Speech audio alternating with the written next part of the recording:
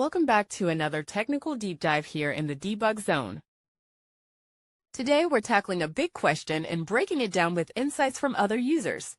Hopefully this clears up some misconceptions and helps you get the answer you need. So buckle up, stay a little curious, and let's jump right in.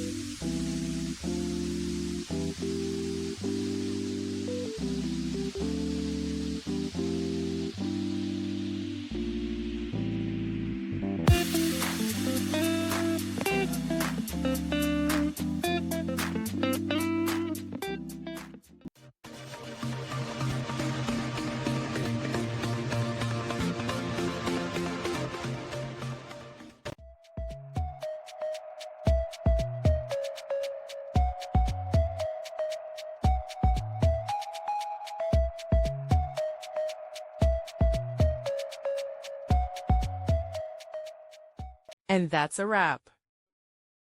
I hope you found the answer you were looking for. If you did, take a second to hit that subscribe button. It really helps out. And let me know in the comments which solution worked best for you. See you next time in the debug zone.